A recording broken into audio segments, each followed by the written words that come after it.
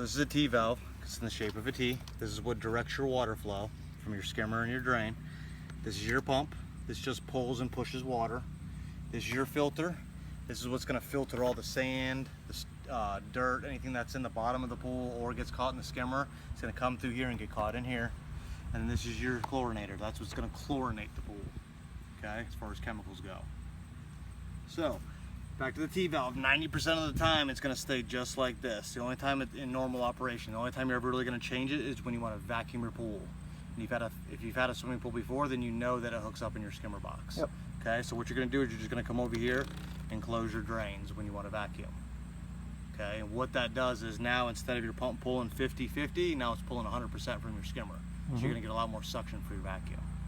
If it feels like it's too much and you're losing prime, you can always do it like that, 75-25, or you can just try it at 50-50 and see how that works as far as suction.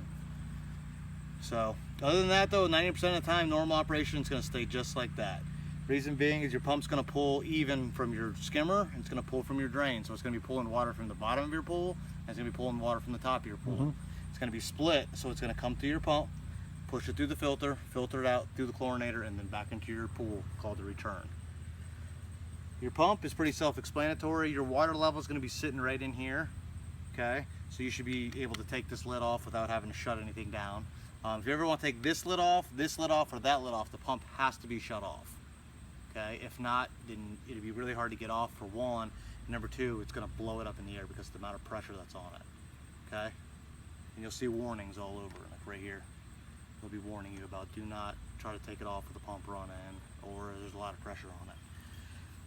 All right, this is your filter, and how this works, if you come back here, there's a pressure gauge, and that's what's going to tell you when it's dirty.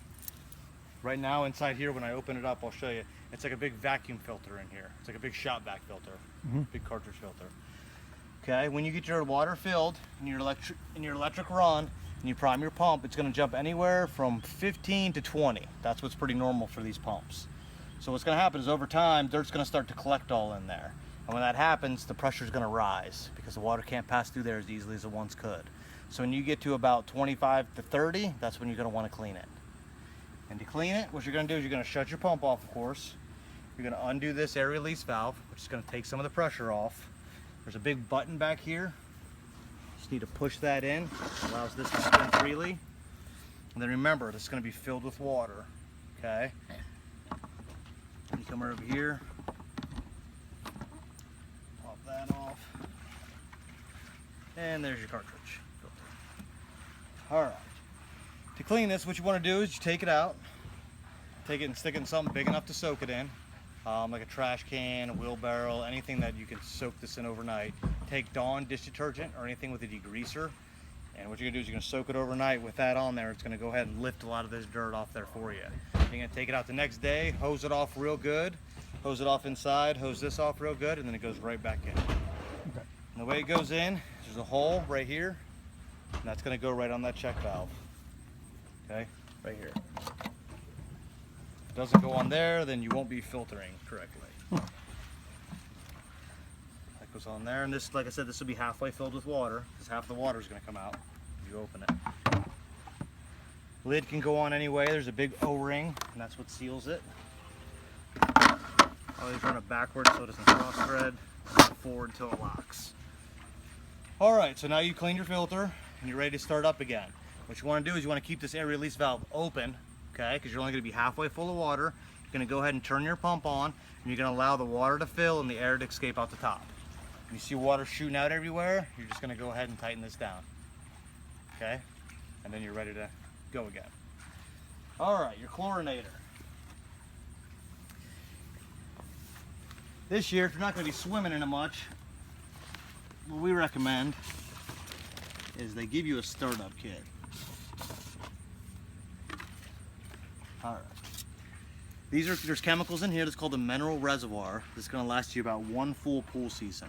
If you were to keep this in like this year and then turn your pump on, as soon as water gets in this, the whole thing's ruined. So what we're going to do is we're going to take that out, and then I would just balance your chemicals like manually. Because you're only going to have a week or two, probably max. Yeah. So you know this is going to cost you about $100. So there's no point of wasting it. Nope. Okay. What happens is this is going to go inside here. So normal operation, there's a slot right there. These chemicals right here are gonna work with these chemicals. These are chlorine tablets. This will last you all pool season, so when you start your pool up next year, that'll last you all year, okay? These are chlorine tablets. This will only last you about 2 weeks once you get your chemicals balanced. And how this goes down in is you're gonna pop this red tab, which I won't pop right now, it'll be all over. And then you just keep spinning it until it goes down in. And it would go out down in farther if the red tab was popped, okay? But what they do is this works together with this, and this is the gauge that controls it all, okay? The more I turn this way, it allows more water to come up in here and pick up more chemicals. So what you're doing essentially is if you're going this way, you're raising the amount of chemicals you're putting in your water, all right?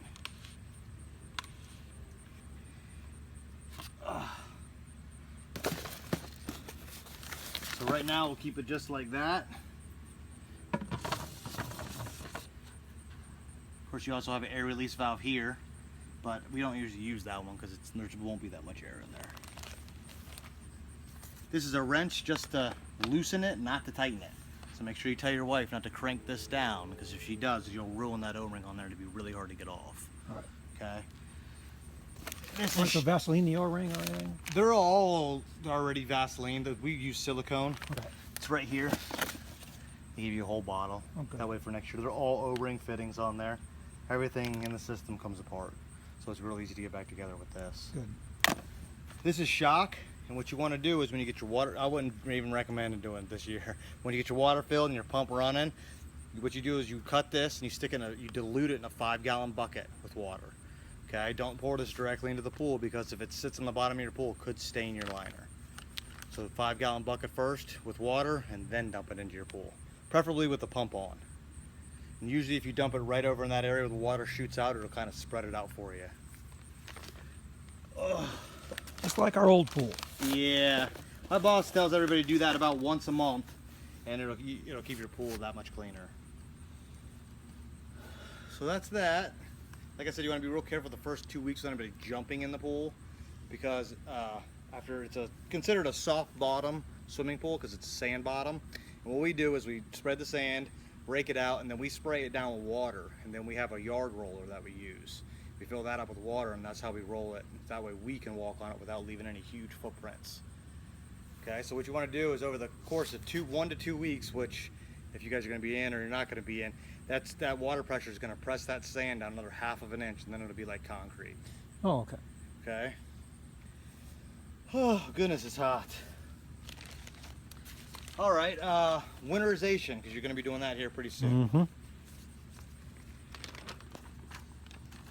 So what you're going to want to do